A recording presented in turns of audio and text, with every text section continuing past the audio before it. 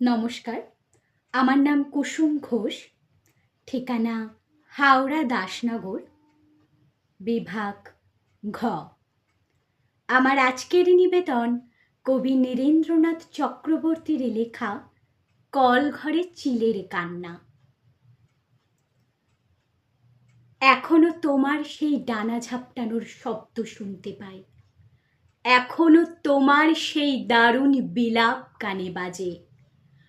গগন বিহারী চিল, খরদীপ্র দুপুর বেলায় তুমি এক আকাশের থেকে অন্য আকাশের দিকে তেজস্বী ও স্বভাবত সঙ্গীহীন সম্রাটের মতো সহজ উল্লাসে বাতাসে সাঁতার কেটে চলেছিলে।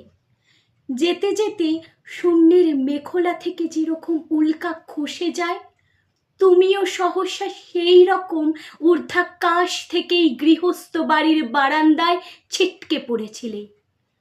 মুহূর্তে কাকের মেলা বসে গেল ছাতের কার্নিশেই। কা কা অট্টহাসির বিদ্রূপে ভরে উঠল দ্বীপ্রহর।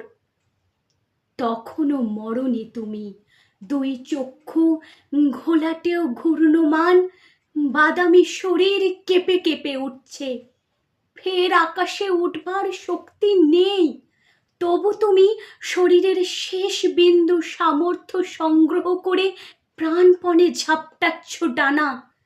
কখনো বা বাঁকিয়ে উদ্ধত গ্রীবা ঘৃণা ভরে দেখে নিচ্ছ অদূরে অপেক্ষমান শত্রুদের।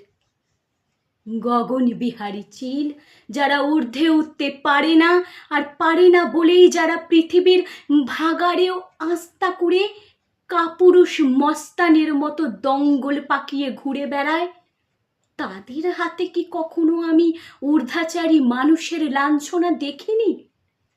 দেখেছি অসংখ্য বার, বুঝেছি যে লাঞ্ছনাই স্বাভাবিক। এমনকি লাঞ্ছনার নিগ্রহের ফলে মানুষের দীপ্তি ও মহিমা আরও বেড়ে যায়। অথচ সমস্ত দেখে সমস্ত বুঝেও মূর্খ আমি দলবদ্ধ কাকের গুন্ডামি থেকে তোমাকে বাঁচাতে গিয়েছিলুম। তোমাকে বারান্দার থেকে তুলে এনে স্নান ঘরের মধ্যে আটকে রেখে স্বস্তির নিঃশ্বাস ফেলে ভাবতে পেরেছিলুম তোমার মর্যাদা বাঁচানো গেল।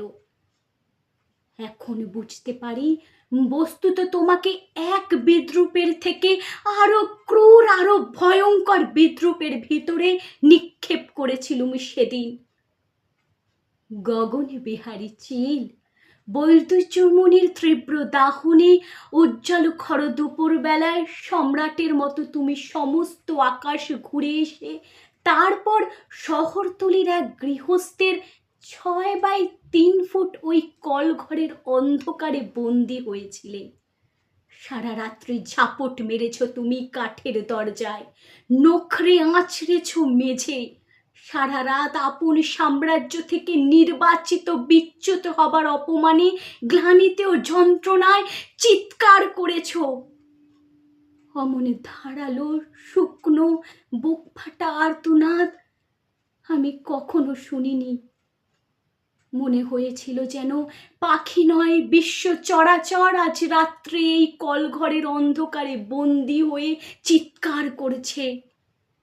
গগন বিহারী চিল, সকালে তোমাকে আমি মুক্তি দেব বলে দরজা খুলে যখন দেখলুম মেঝের ওপর তুমি স্থির ও নিঃশব্দ হয়ে পড়ে আছো, তখন আবার মনে হয়েছিল তুমি পাখি নও, তুমি অফুরন্ত আকাশের প্রাণমূর্তি।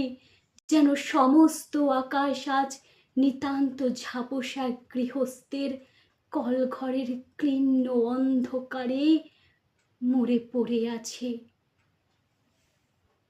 নমস্কার।